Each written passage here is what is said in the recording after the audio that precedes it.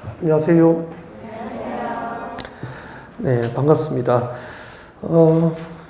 편급했던 그 일상들이 참 소중하구나, 그죠? 네, 그런 것을 일깨워주는 그런 시간이었던 것 같습니다. 이렇게 직접 뵙기를 많이 기다렸죠. 네, 반갑습니다. 오늘 지난주 진도 이어서 도시군 관리 계획 중에서 지구 단위 계획 편을 진행할 수 있도록 그렇게 준비할게요. 자, 여러분 교재는 110페이지예요. 여러분 교재 110페이지 보시면 돼요. 자, 교재 110페이지 펼쳐 두시고 앞을 잠깐 볼까요? 자, 우리 국토교육법의 핵심은 우리나라 국토를 개발하기 위한 각종 행정계획을 이제 핵심 내용으로 하는 법이 이제 국토교육법이었고요. 자, 행정계획에는 광역도시계획이 있었죠. 광역도시계획. 자, 광역도시계획을 수립한 단위는 이웃하고 있는 두 개 이상의 도시나 군을 하나의 단위로 묶어줍니다. 뭐죠? 광역계획권.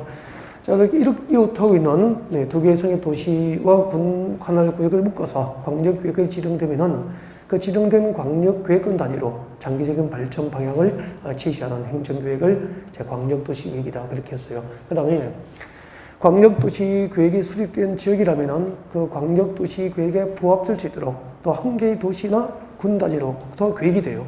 그 도시와 군 단위로 수립된 국토계획이 도시군 계획이죠.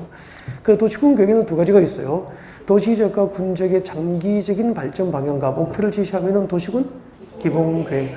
자, 기본계획으로 장기적인 발전 방향과 목표가 제시되면은 거기에 부합될 수 있도록 이제 도시적과 군적을 관리하기 위한 구체적인 정책으로 입안하고 결정할 수 있는 행정계획이 도시군 관리계획 그렇게 되죠. 네, 자, 그 도시군 관리계획으로 정책을 입안해서 결정할 수 있는 대상이 모두 6개가 있어. 그죠? 6개 중에서 우리가 지난주까지 용도지역편, 용도지구편, 용도구역편을 공부한 거죠. 자, 오늘은 도시군 관리 계획으로 지구 단위 계획의 수립과 변경을 결정하게 되죠. 그리고 또 지구 단위 계획구역의 지정과 변경 모두를 이제 도시군 관리 계획으로 정책을 입안해서 결정하게 되는데, 자, 이 지구 단위 계획편을 오늘 이제 첫 시간에 저희 테마로 해서 공부를 하게 됩니다. 제일 중요한 것이 이제 지구 단위 계획이 무엇인지, 지구 단위 계획이 무엇인지에 대한 개요 설명을 드리면서 어떤 지역을 지구 단위 계획을 지정해서 개발할 수 있는지, 또 어떤 지역은 반드시 지구 단위 계획을 결정해서 개발을 하고 또 법상 의무적으로 관리를 해야 되는지, 그리고 지구 단위 계획이 이제 결정이 되면 그 지구 단위 계획이 정하는 바에 따라서 이제 건폐율이라든지 용적률 등이 일정한 요건을 갖추면 완화 적용됩니다. 그래서 지구 단위 계획구역에서 어떤 요건을 갖추면 어떤 건축 기준이 완화 적용되는지, 그리고 그 수립된 지구 단위 계획이나 또 결정된 지구 단위 계획구역의 법적 효력이 언제 실효되는지, 자, 이런 내용들을 중심으로 해서 첫 시간에 이제 강의를 이제 풀어가시게 될 겁니다. 자, 이제 지구 단위 계획이 무엇일까라고 하는 거죠. 먼저 개요를 잠깐 볼 수 있도록 할까요?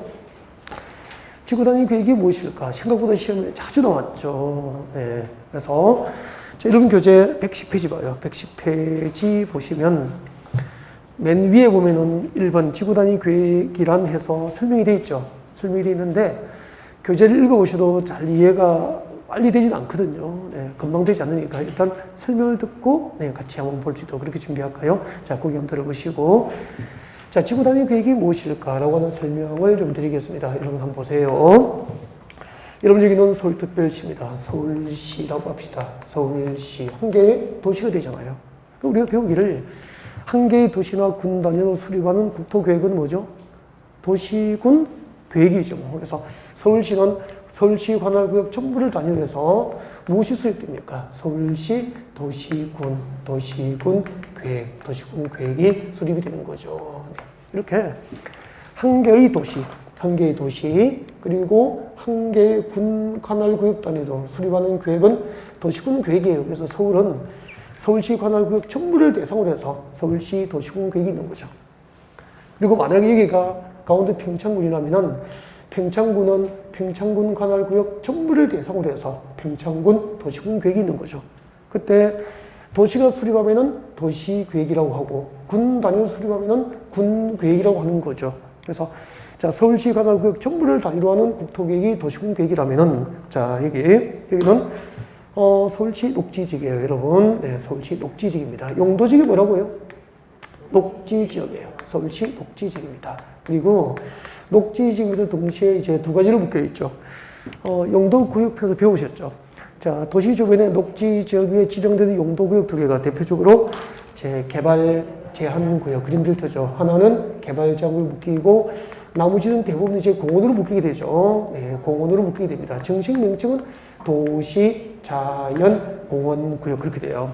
그래서 자, 이 빗금 친 부분은 용도 지역은 녹지 지역이고 동시에 그 위에다가 그린벨트로 이중으로 묶어둔 거죠. 자, 녹지 지역으로 지정되어 있고 위에 이제 그린벨트 개발장 구역으로 묶여 있다가 서울시 녹지 지역에 지정된 개발장 구역 그린벨트죠. 네, 그린벨트가 이만큼 해제가 됐어요. 잘 보세요. 자, 이번에 그린벨트가 해제된 지역은 서울시 도시군계획 수립 대상 전부입니까? 그중 일부입니까? 일부. 자, 이렇게 일부 지역을 대상으로 그린벨트 해제되면은 그 그린벨트 해제 지역을 개발하기 위해서 그 그린벨트가 해제된 일부 지역 단위의 도시군 관리 계획이 수립됩니다. 이것을 지구 단위 계획이다라고 하게 되는 거죠. 그래서 지구 단위라는 말의 뜻은 한 개의 도시나 군 관할 구역 중 전부입니까? 일부입니까? 일부. 도시 또는 군 관할 구역 중 일부 지역 단위의 도시군 관리 계획을 지구 단위 계획이다라고 하게 되는 거예요. 한 개의 도시나 군 관할 구역 전부를 대상으로 하면은 도시군 계획이고, 그 도시군 계획 수립 대상 지역 중 일부 지역 단위의 도시군 관리 계획을 지구 단위 계획으로 하고, 이 지구 단위 계획을 수립하기 위해서 지정하고 변경하는 것을 도시군 관리 계획으로 결정하여 고시된 구역을 지구 단위 계획 구역이라고 하는 거죠. 그래서 여러분이 지구 단위 계획을 보든지 지구 단위 계획 구역을 보든지 항상 그 핵심적으로 떠올라야 될 단어는 전부입니까? 일부입니까? 일부 지역 단위의 개발 계획이 지구 단위 계획이 되는 거예요. 그러면은 우리 경기도 평택에서 만약에 신도시를 개발합니다. 그럼 도시개발구역 지정하겠죠.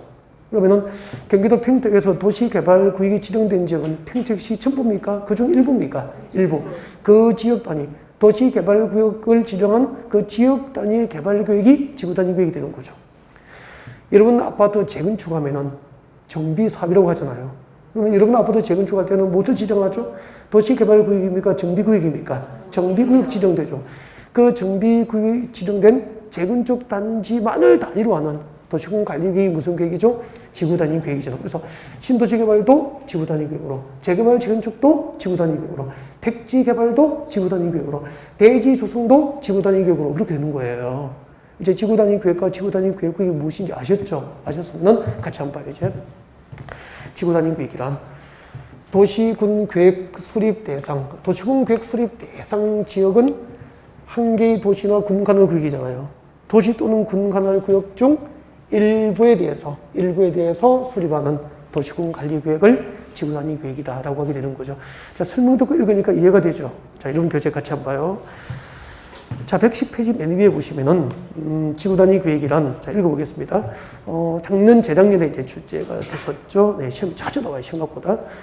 자, 지구 단위 계획은 네, 도시군 계획 수립 대상 지역 일부 동그라미 일부에 대해서 토지용의 합리화, 도시기능 정진, 미관 개선, 그리고 양호한 환경 확보 등을 목적으로 수립하는 도시군 관리 계획을 지구 단위 계획이다라고 하게 됩니다. 여기서 핵심은 도시군 계획 수립 대상 지역의 일부에 대해서 수립하는 도시군 관리 계획을 지구 단위 계획이라고 한다 그런 이야기죠. 자, 그러면은 이제 지구 단위 계획이 무엇인지 아셨으니까 그다음에 한번 봐요. 그다음에 이제 어떤 지역을 지구 단위 계획을 수립해서 개발할 수 있는지, 자, 지구 단위 계획의 수립 대상, 지구 단위 계획의 수립 대상을 같이 볼 수 있도록 그렇게 할게요. 네. 자, 이런 교재는 111페이지예요. 111페이지고, 자, 지구 단위 계획의 지정 대상. 일단은 여러분 화면 잠깐 보실까요? 지구 단위 계획 구역을 지정할 수 있는 대상이 몇 가지로 분류되어 있습니까? 세 가지. 일단 이 목차를 기억하셔야 돼요. 지구 단위 계획 구역의 임의적 지정 대상이니까 일정한 지역은 지구 단위 계획을 수립해서 개발하여야 합니까? 할 수 있습니까? 할 수 있다. 어떤 지역을 지구 단위 계획을 결정해서 개발할 수 있을까? 궁금하죠? 임의적 지정 대상이 있습니다. 자, 여러분 교재 111페이지 딱 중간에 보세요. 딱 중간에 보시면은 큰 그 타이틀 2번에 보면은 지구단위 계획구역 지정해서 밑에 1번이 임의적 지정 대상 나와 있죠? 임의적 지정 대상 동그라미 합니다. 임의적 지정 대상. 그래서 자, 지구단위 계획구역 지정해서 개발할 수 있는 곳이 있습니다. 잠시뒤에 같이 봐요. 그 다음에 두 번째는 일정한 요건이 당하면은 반드시 지구단위 계획을 결정해서 개발을 해야 합니다. 의무적 지정 대상이 됩니다. 여러분 교재 책자 넘겨봐요. 책자 넘기면은 113페이지 있어요. 113페이지 오른쪽 제일 위에 봐요. 무엇이 나와 있죠? 필수적 지정, 의무적 지정 대상이 있다. 즉 일정한 요건이 닿으면 반드시 지구단위 계획을 결정해서 의무적으로 개발을 할 수 있습니까? 해야 합니까? 해야 한다. 그래서 지구단위 계획을 결정해서 개발할 수 있는 것도 있고 또 일정한 경우에는 지구단위 계획을 결정해서 의무적으로 개발하고 관리를 해야 될 대상이 있다는 얘기죠. 그 다음에 세 번째, 도시적입니까? 도시적 외적입니까? 도시적 외. 그러면 잠깐 여기 용도지역에서 배우잖아. 도시지역 밖에는 용도지역이 자 관리지역, 또 뭐가 있죠? 농림지역, 그리고 자연환경보전지역. 그래서 관리지역, 농림지역, 자연환경 보전지역에도, 즉 도시지역 밖에도 지구단위 계획구를 지정해서 네, 개발할 수 있는 곳이 있다는 거죠. 그래서 지구단위 계획구를 지정할 수 있는 대상은 크게 몇 가지 분류됩니까? 세 가지. 일단 목차 정리를 꼭 했으면 좋겠고요. 그 다음에 이제 어떤 지역을 지구단위 계획을 결정해서 개발할 수 있을까? 지구단위 계획구역의 임의적 지정 대상입니다. 자, 지구단위 계획구역의 임의적 지정 대상. 여러분 교재 아까 몇 페이지죠? 111페이지. 자, 지구단위 계획구역의 지정, 임의적 지정 대상. 이쪽으로 와보세요. 자, 지구단위 계획구역을 지정해서 개발할 수 있는 대상입니다. 네, 임의적 지정 대상이라고 돼 있죠. 네. 자, 지구단위 계획구역 지정 대상, 임의적 지정 대상. 이런 교재 잠깐 볼까요? 111페이지 봅니다. 자, 국토교통부 장관 시도지사 시령구수는 다음 중 한 개에 해당하는 지역의 전부 또는 일부에 대해서 지구단위 계획을 지정하여야 합니까? 할 수 있습니까? 할 수 있다. 그래서 지구단위 계획을 수립해서 개발할 수 있는 대상이 박스안에 동그라미 1번부터 쭉 나와 있습니다. 나와 있는데 동그라미 1번부터 8번까지 묶어줍니다. 동그라미 1번부터 8번까지. 동그라미 1번부터 8번까지 묶어서 의무적 지정입니까? 임의적 지정입니까? 임의적 지정 대상.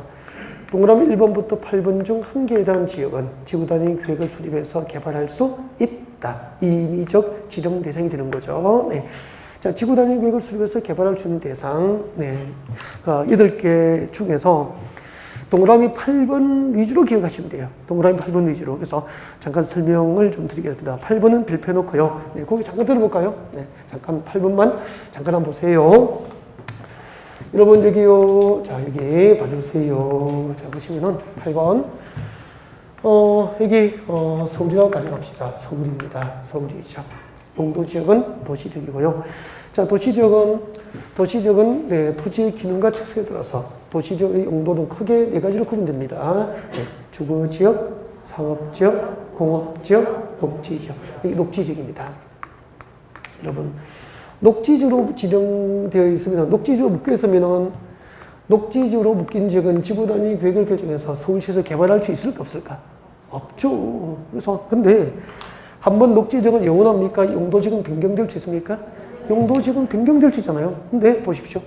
녹지지역으로 지정되어 있다가 이만큼이 자, 용도지역이 변경됩니다. 주거지역. 그러면은 주택단지 개발이 가능하죠. 녹지지역이 주주 변경되면 개발할 수 있잖아요. 무슨 계획을 수립해서 개발하죠? 지구단위 계획.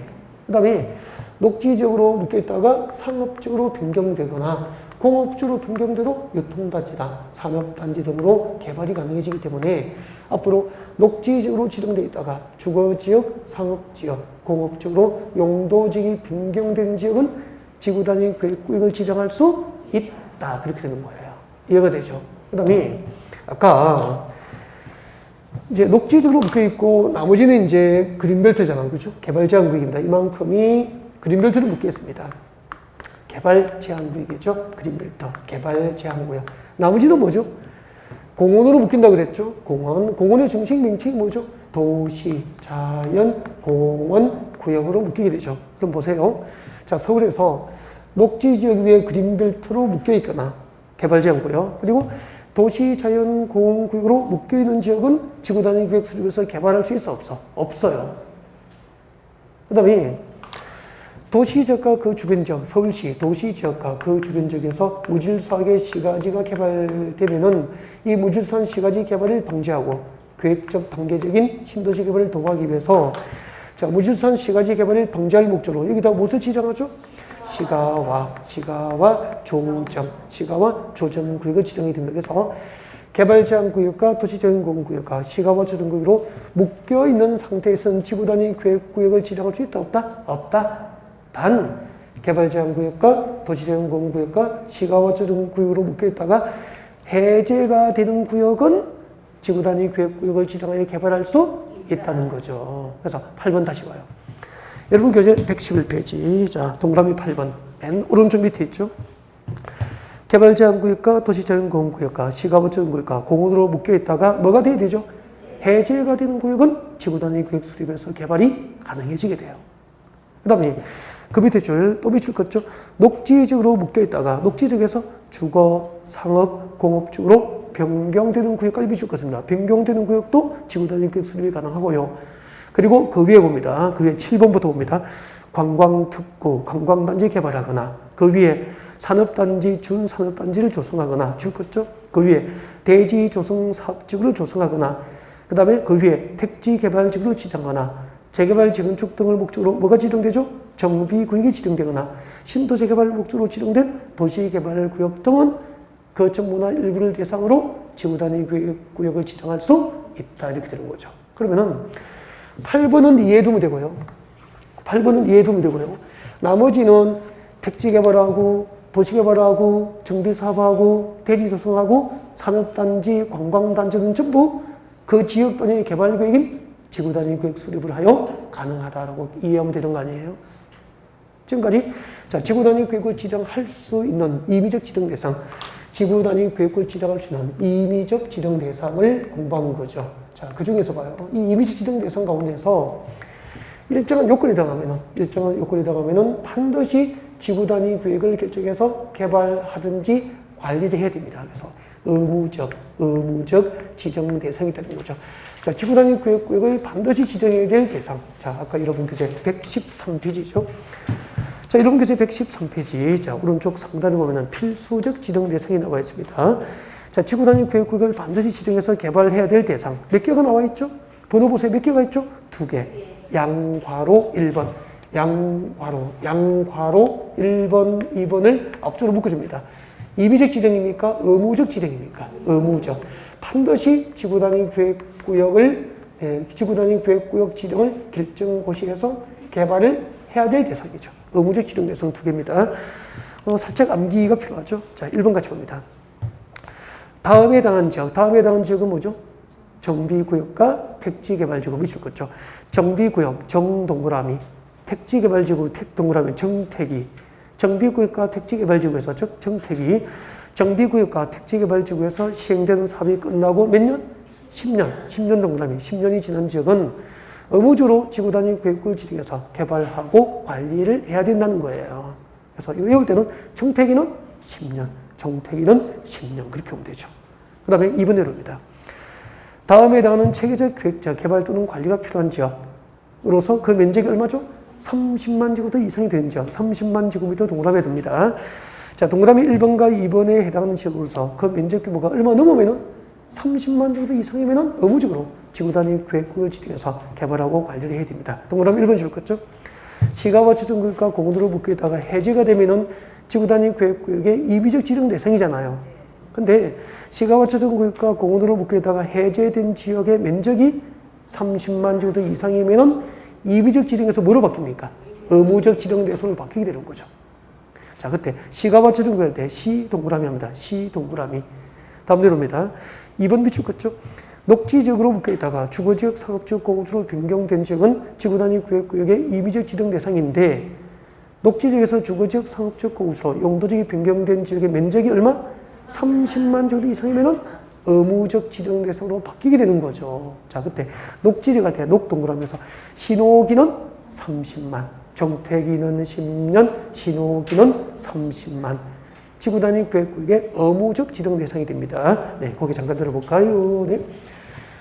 자, 일정한 요건에 해당한 지역은 반드시 지구 단위 계획을 결정해서 개발을 해야 됩니다. 여러분, 지구 단위 계획을 의무적으로 결정해서 개발해야 될 대상 어떻게 보죠? 정택이는 10년, 그렇게 배웠죠? 정택이는 10년, 신호기는 30만 하시고 연습은 좀 하셔야 됩니다. 자, 이런 얘기죠. 보십시오.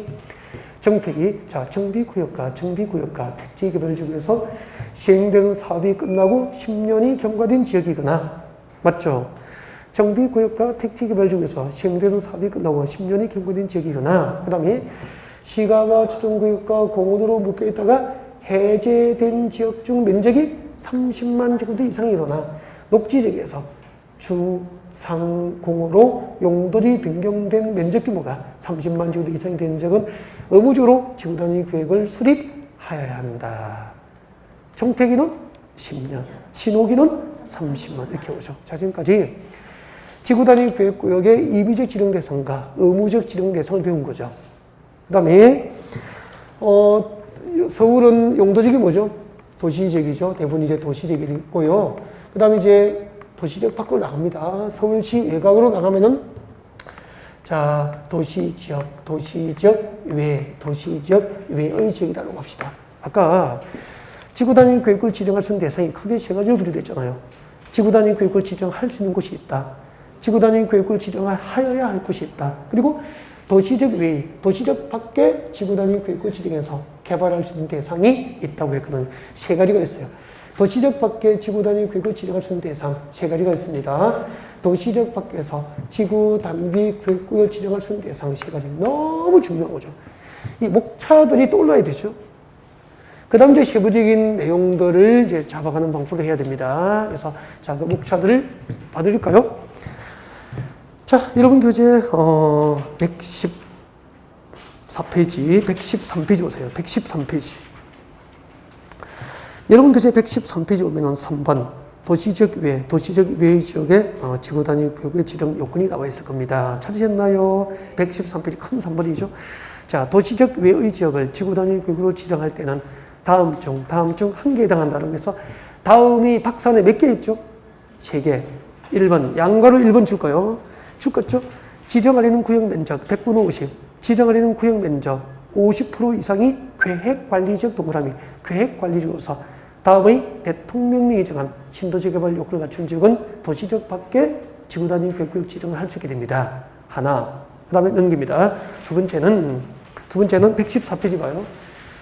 두 번째는 114페이지 양괄호 2번. 저 밑에 있어. 저 밑에 114페이지 양괄호 2번. 개발지정지구로서 다음에 신도시 개발 요건을 갖춘 지역 밑줄 거죠. 그 다음에 3번 줄 거죠. 용도지구를 폐지하고 제일 밑에 있습니다. 용도지구를 폐지하고 그 폐지된 용도지구에서 행비제한을 지구단위 계획으로 대체하려고 하는 지역은 도시적입니까? 도시적 외의 지역입니까? 도시적 외의 지역, 도시적 밖에서 지구단위 계획을 지정할 수 있다. 그렇게 되는 거죠. 네, 세 가지인데 일단 이 목차들을 놓치면 안 돼요. 다 놓치는 거거든요. 네, 자, 고개를 들어봅니다. 자, 113페이지. 자, 펴줘놓고 하나씩 보겠습니다. 앞에 와주세요. 여러분, 도시적 밖에는 용도지역이 5개가 있습니다. 보세요. 5개인데, 관리지역이 있죠? 농림지역이 있죠? 자연환경 보조지역이 있죠? 관리지역이 몇 개죠? 3개. 관리지역 3개, 농림지역, 자연환경 보조지역 이렇게 해서 도시적 밖에 5개 용도지역이 있어. 자, 보세요. 잠깐. 계획관리지역. 또 뭐가 있죠? 생산관리, 그리고 보전관리, 그리고 농림지역, 자연환경 보전지역. 이렇게 5개의 용도지역이 있잖아요. 여기서 물어볼게요. 자, 도시적 밖에 5개의 용도지역 가운데 유일하게 계획적으로 신도시를 개발해서 도시적에 편입시킬 목적으로 용도 지정된 곳이 있죠? 뭐죠? 계획관리죠. 그래서, 자, 도시적 밖에 지구단위 계획을 지정해서 신도시가 개발되려면 제일 먼저 지정되는 구역 면적 100분의 50% 이상이 어디에 포함되어 있습니까? 계획관리지역에 들어가야 돼요. 계획관리지역. 자, 여기가 계획관리지역이라면은, 자, 도시적 밖에 지구단위 계획을 지정해서 신도시가 개발되려면 지정되는 구역 면적 얼마? 100분의 50, 50% 이상이 보세요. 이렇게 계획관리지역에 이렇게 포함이 되어야 돼요. 이렇게. 그리고 나머지 용도지역. 계획관리지역에 포함되지 않은 나머지 용도지역이 생산관리지역과 보전관리지역에 해당해야 됩니다. 이런 대통령령이 정한 신도시 개발 요건을 갖추면은 지정되는 구역 면적 100분의 50, 50% 이상의 계획관리지역에 포함되고 나머지 용도지역은 생산관리지역과 보전관리지역에 해당하는 등 일정한 요건을 갖추면은 이 계획관리지역에 무엇을 지정할 수 있죠? 지구 단위 계획구역, 지구 단위 계획구역을 지정할 수 있는 거죠. 계획관리지역의 지구 단위 계획구역을 지정할 수 있는 요건, 계획관리 지구 단위 구역을 지정할 수 있는 요건, 지정되는 구역 면적 얼마? 100분의 50 이상이 어디에 포함되어야 되죠? 계획관리지역에 포함되고 계획관리지역에 포함되는 나머지 일부가 생산관리지역과 보전관리지역에 해당해야 돼요. 그리고 여기다가 계획관리지역의 지구단위 계획구역을 지정해서 여기다가 아파트를 짓고 아파트 그리고 연립주택 건설 계획이 포함되어 있다면 아파트와 연립주택 건설 계획이 포함되어 있다면 그 면적이 최소 30만 제곱미터 이상이 되어야 됩니다. 30만 제곱미터 이상일 거예요. 여기까지가 여러분들의 시험 범위라고 보시면 돼요. 교재 확인해 드릴게요. 교재 봅니다. 책을 볼 수 있어야 돼요. 교재를. 자, 교재 봐요. 113페이지죠. 113페이지 제일 밑에 박스 안에 들어오세요. 페이지 확인하시고 113페이지 제일 밑에 자, 박스 안에 양거를 1번 읽어볼게요. 자, 도시적 밖에 지구 단위 구역이 지정되려면 지정하려는 구역 면적 얼마죠? 100분의 50 이상이 계획관리지역에 포함되고 다음에 더 정하는 요건에 해당해야 돼. 다음에 더 정하는 요건이 동그라미 1번, 2번, 3번, 4번, 5번이에요. 이 교재를 이렇게 볼 수 있어야 된다니까. 자, 그러면은 동그라미 1번부터 같이 봅니다. 동그라미 1번 줄 거세요. 자, 계획관리지역 외 지구단위 계획구역에 포함될 수 있는 나머지 용도지역은 줄 거죠. 무엇이죠? 생산관리지역과 보전관리지역에 해당해야 된다는 거죠. 계획관리지역 외 지구단위 계획구역에 포함될 수 있는 나머지 용도지역과 나머지 용도지역이 생산관리지역과 보전관리지역에 해당을 해야 돼요. 그 다음에 동그라미 3번 옵니다. 동그라미 3번. 동그라미 3번 오세요. 114페이지. 맨 위쪽에 동그라미 3번 찾으셨습니까? 그 다음 두 번째 줄 거죠. 자, 지구단위 계획구역으로 지정하고자 하는 토지의 면적 규모가 다음 중 하나에 규정된 면적 요건에 해당해야 돼요. 면적 요건이 몇 개 나와 있죠? 기역, 니은, 디귿. 이렇게 교재를 볼 수 있어야 된다니까. 자, 그때 첫 번째 면적 요건, 기역분 같이 봅니다. 기역분 별표예요. 줄 거죠? 지정하고자 하는 지역에 공동주택 중에서 아파트와 연립주택 건설 계획이 포함되어 있다면 최소 면적이 얼마? 30만 제곱미터 이상이 되어야 된다는 거죠. 여기까지 여러분이 하시면 돼요. 그 밑에 안 들어가야 돼요.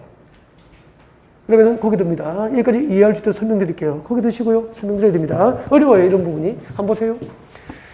도시적 밖에 지구단위 구역이 지정되려면 지정되는 구역 면적 100분의 50 이상이 어디에 해당되고 계획관리지역에 해당하고 계획관리지역에 포함되지 않은 나머지 용도지역이 생산관리지역과 보전관리지역에 해당하면서 여기다가 계획관리지역의 지구단위 계획을 지정해서 여기다가 아파트와 연립주택을 건설할 신도시 개발 계획이 포함되어 있다면 그 면적은 최소 얼마 이상? 30만 제곱미터 이상이 되어야 도시적 밖의 지구단위 계획을 지정해서 아파트나 연립주택 위주의 공동주택 건설 위주의 신도시 개발이 제도적으로 가능해진다 이 말입니다. 이 법안이 2002년도에 국회를 통과했어요. 그 말을 바꾸게 가면은 그럼 여기는 도시적입니까? 도시적 외지역입니까? 도시적 외지역이잖아. 현재 도시적이 아닌 곳에서 아파트나 연립주택 위주로 신도시를 개발하려면은 최소 면적이 얼마? 30만 제곱 이상이 되어야 되는 뜻이에요, 이게. 그 말을 바꾸게 가면은 대한민국에서 도시적이 아닌 관리적 농림적 자연환경 보전지역에 아파트나 연립주택 위주로 신도시를 개발하기 위해서 면적이 30만 제곱미터 이상이 되어야 된다는 것은 도시적 밖에 30만 제곱미터 미만의 30만 제곱미터 미만인 소규모 아파트나 연립주택 위주의 신도시 개발을 제도적으로 허용하지 않겠다는 뜻이에요. 그래서 이게 서울이면 이제 도시적이고 서울의 아파트 값이 비싸니까 경기도 쪽으로 서울시 주변에 곳곳이 이제 아파트를 80년대, 90년대에 건설하기 시작합니다. 소규모 아파트 단지가 여기저기 산 아래에 그리고 들판 가운데 건설되면 난개발이잖아요. 그래서 도시적이 아닌 곳에 아파트 위주로 신도시를 개발하려면 최소 그 면적 규모가 30만 정도 이상 규모가 되어야 아파트가 일정 규모 이상으로 개발되어야 아파트도 있고 학교도 짓고 기타 학교 등 기반 시설 확충해 줄 수 있거든요. 그 최소 규모를 30만 정도를 한 거예요. 그래서 앞으로 도시적이 아닌 곳은 30만 정도 미만의 아파트 위주의 신도시 개발은 제도적으로 허용하지 않겠다는 의미라고 이게. 이제 법조문에 대한 이해가 완성됐죠. 앞으로 도시적 밖의 지구 단위 구역을 지정해서 아파트나 1주택 위주로 개발하려면은 지정되는 구역 면적 100분의 50 이상의 계획관리가 포함되고 나머지 용도적인 생산관리적과 보존관리적이면서 아파트나 1주택 위주로 신도시 개발하려면은 면적 규모가 얼마 이상이어야 한다? 30만 정도 이상이 돼야 된다는 얘기죠.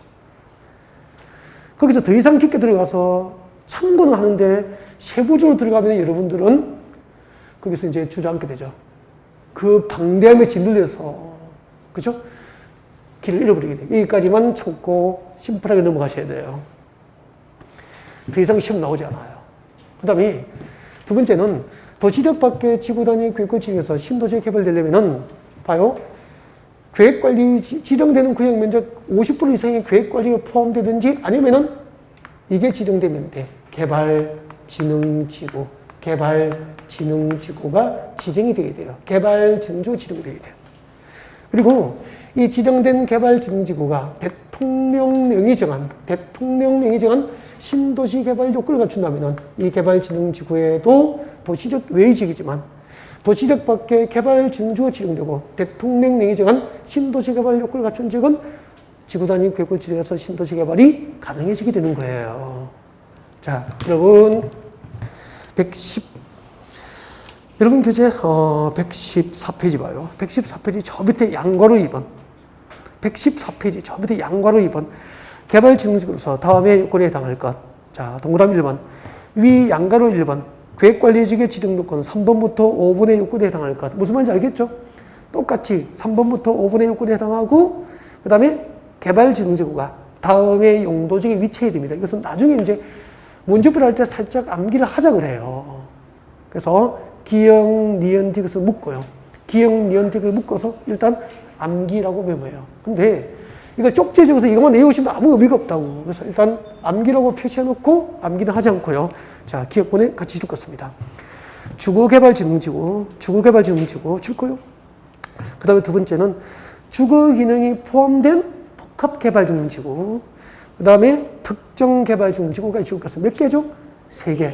이 3개의 개발진흥지구는 도시적 밖에서 지구단위 계획구역 지정 대상이 되려면 어디에 위치해야 됩니까? 계획관리지역 안에 위치해야 되는 거예요. 주거개발진흥지구와 주거기능이 포함된 복합개발진흥지구와 특정개발진흥지구는 도시적 밖에서 지구단위 계획구역 지정이 가능하려면 어디에 위치해야 될 것?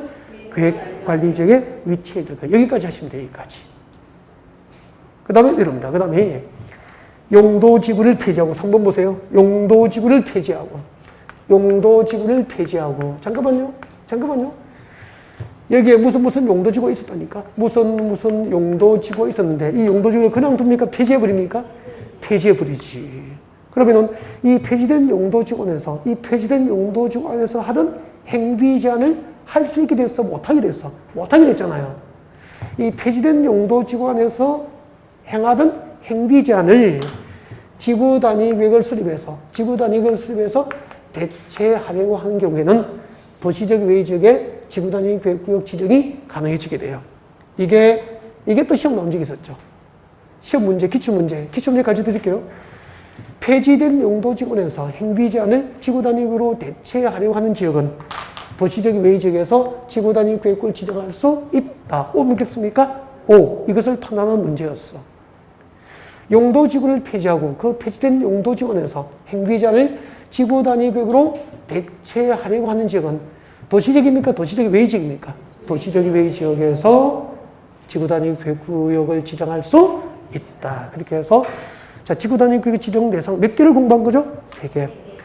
지구 단위 계획을 지정할 수 있는 곳, 임의적 지정 대상. 그리고 정택기는 10년, 실효기는 30만, 의무적 지정 대상. 그리고 도시적 외지역에서 지구 단위 계획구역을 지정할 수 있는 대상. 이렇게 배우게 된 거죠. 자, 여러분, 그러면은 앞으로 도시적 외지역의 계획관리지역으로 지정되어 있고 신도시 개발 요건을 갖췄거나 개발진흥지구가 지정되고 신도시 개발 요건을 갖춘 지역이라면은 보존됩니까? 지구단위 계획을 지정해서 신도시로 개발됩니까?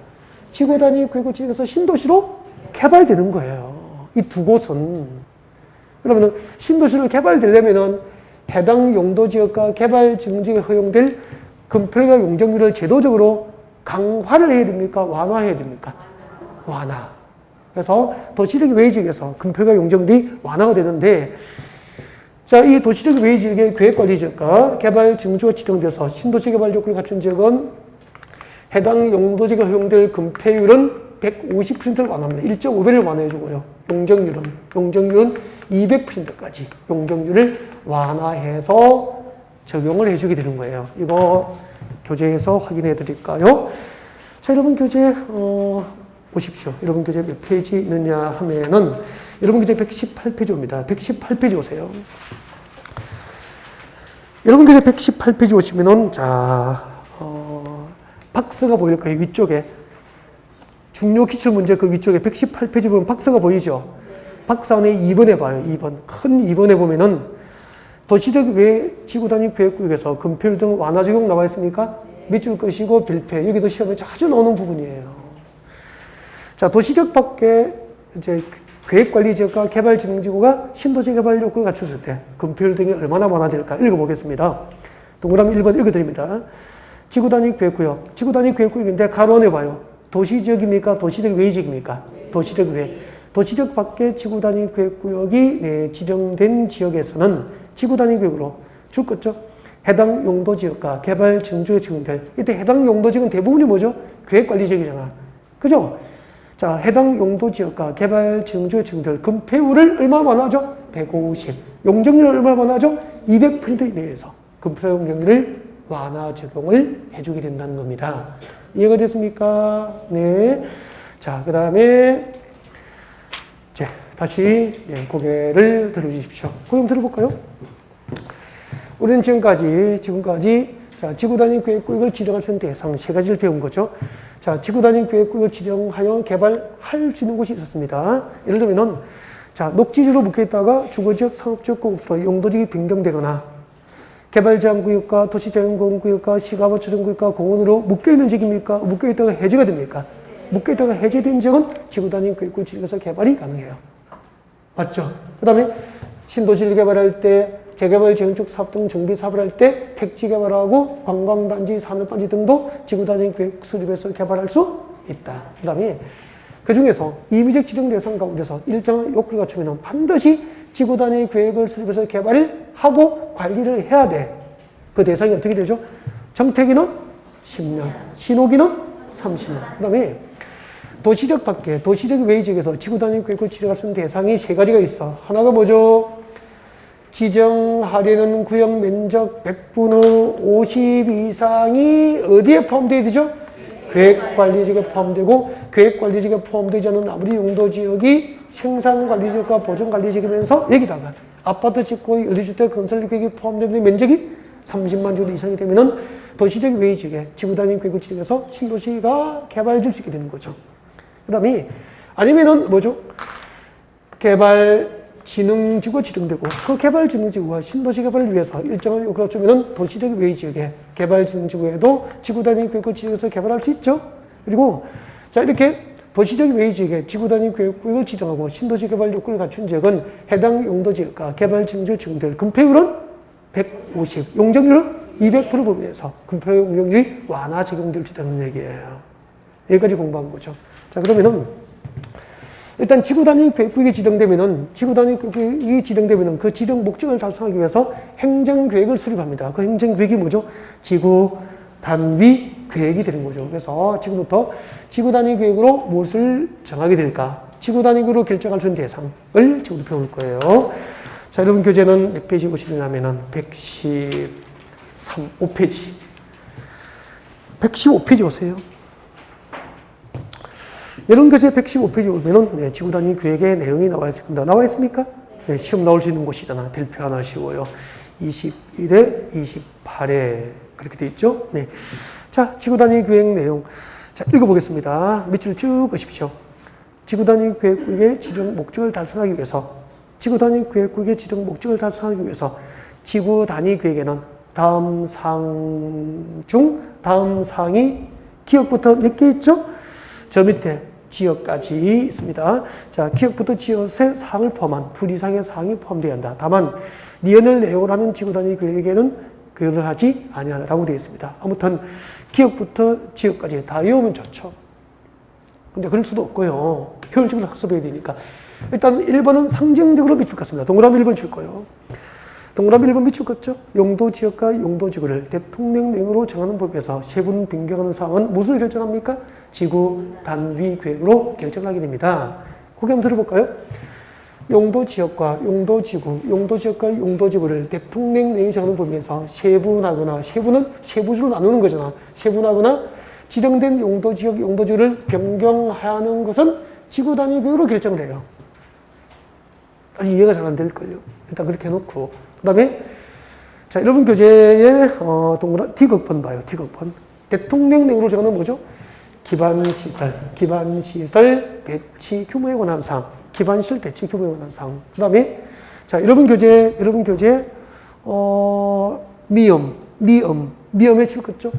건축물의 용도 제한, 건폐율, 용적률, 건축물 높이의 최고 한도, 최저 한도. 그러면은 몇 개 체크했죠? 3개. 기억, 디귿, 미음, 3개를 정리했죠? 그 중에서 기억은 상징적으로 1번이니까 소개한 거고요. 나머지 기반시설 배치 규모, 그리고 건축물의 용도 제한, 건폐율, 용적률, 건축물 높이의 최고 한도, 최저 한도. 자, 이 2개를 묶어줍니다. 거기 디귿하고 미음을 묶어줘요. 디귿하고 미음을 묶어서 앞에 적어요. 의무적 포함사항입니다. 지구 단위 계획을 결정할 때 반드시 포함시켜야 됩니다. 의무적 포함. 지구 단위 계획을 결정할 때 반드시 포함을 시켜야 할 사항들이죠. 이것은 암기를 하셔야 돼요. 지구 단위 계획 결정할 때 반드시 포함시켜야 될 사항. 의무적 포함사항은 암기를 하셔야 됩니다. 네, 암기라고 적어두시면 되고요. 그 다음에 이제 어떤 것을 상식적으로 알고 있어야 되는지, 어떤 것을 암기를 해야 되는지 가르쳐 드렸는데, 이해를 하고 외워야 되잖아요.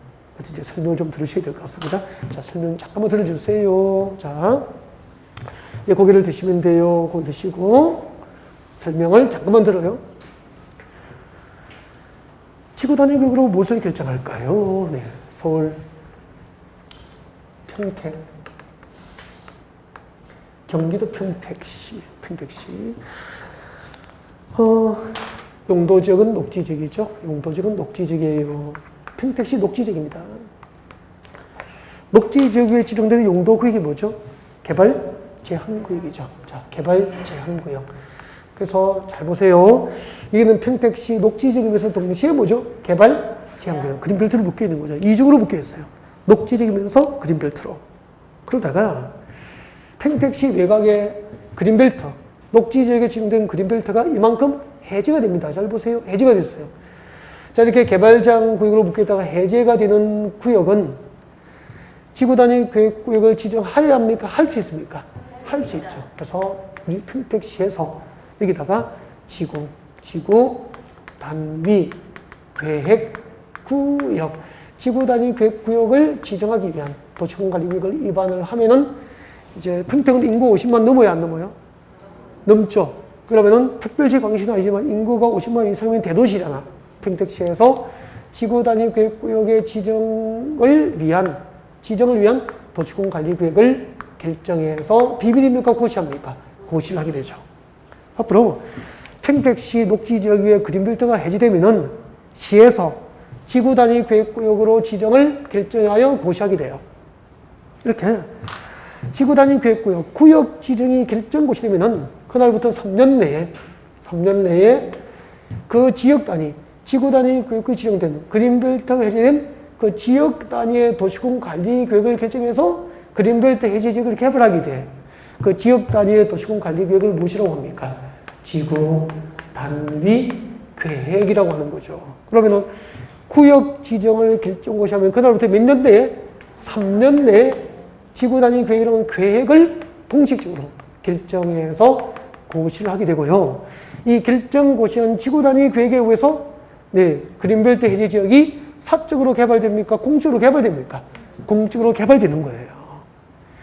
평택시 주변에 그린벨트가 풀리면은 시에서 지구 단위 계획구역 지정하고 3년 내에 지구 단위 계획을 결정을 해서 그 결정 고시된 지구 단위 계획으로 공식적으로 그린벨트 해제 지역이 개발이 되는 거예요. 평택에서 부동산 하시려면은 이번에 그린벨트 해제된 지역, 이 해제된 지역이 지구 단위 계획으로 개발되면은 그 개발 계획을 알고서야 컨설팅을 할 거 아니에요. 그럼 지구 단위 계획으로 무엇을 결정하는지 알아야 컨설팅이 가능하죠. 근데 지구 단위 계획으로 무엇을 결정합니까? 무엇을 결정하죠? 용도 지역, 용도 지구, 용도 지역과 용도 지구를 대통령령이 정하는 법에서 뭐 하죠? 세분하고 변경하는 것을 지구 단위 계획으로 시에서 결정합니다. 그럼 물어볼게요. 지금 이곳이 용도지역이 뭐죠? 용도지역은 녹지지역이었죠. 용도구역은 개발제한구역이었죠. 지금 녹지지역이 해제된 겁니까? 개발제한구역이 해제된 겁니까? 개발제한구역이 해제되면서 지구 단위 구역이 지정됐잖아. 녹지지역이 해제된 건 아니잖아요. 그럼 이 그린벨트는 풀렸지만 이 지역의 용도지역은 녹지지역이라 녹지지역의 아파트 위주로 신도시를 개발할 수 있어 없어? 없죠. 산업단지 조성해서 공장 지을 수 있어 없어? 없죠. 그러면 그린벨트는 해제됐지만 녹지지역을 그대로 둬야 됩니까? 변경해야 됩니까? 용도지역 변경이 필요하죠. 이렇게 지구 단위 계획구역 안에서 용도지역과 용도지구를 세분하고 변경할 때는 시에서 지구 단위 계획으로 결정한다 이 말입니다. 그러면 평택시에서 결정 고시한 지구 단위 계획을 보면은 이 녹지지역이 주거지로 변경돼서 아파트 위주로 그린벨트 해제 지역이 개발될 건지 공업지로 변경돼서 산업단지로 개발될 것인지 알게 되잖아요. 이렇게 지구 단위 계획구역 안에서 용도지역과 용도지구를 세분하고 변경할 때는 지구 단위 계획으로 결정합니다. 이해가 됐죠? 그 다음에 두 번째는 건축물의 용도 제한이다. 건축물의 용도 제한. 우리 건축법상 건축물의 용도별 종류가 29개인데 그 29개의 용도 가운데서 어떤 용도의 건축을 허용할 건지 어떤 용도의 건축을 제한할 건지 이번에 그린벨트 해제 지역, 이 지구 단위 계획구역이 지정된 그린벨트 해제 지역에 건축법상 어떤 용도의 건축을 허용할 건지 어떤 용도의 건축이 제한되는지는 시에서 지구 단위로 결정해서 고시합니다. 용도 제한. 그리고 여기서 택지를 분양받으면은 여기서 대지를 분양받으면은 건폐율, 건축할 때 건폐율은 몇 퍼센트 줄 건지 용적률은 몇 퍼센트 줄 건지 그리고 이 구역별로 여기는 건축물 높이의 최고 한도가 몇 층까지 가능한지 여기는 최저 한도가 몇 층 이상으로 지어야 되는지 건축물 높이의 최고 한도, 최저 한도 등을 내용으로 하는 행정계획을 지구 단위 계획이라고 한다 이 말이에요. 지구 단위 계획이 무엇인지 아셨죠?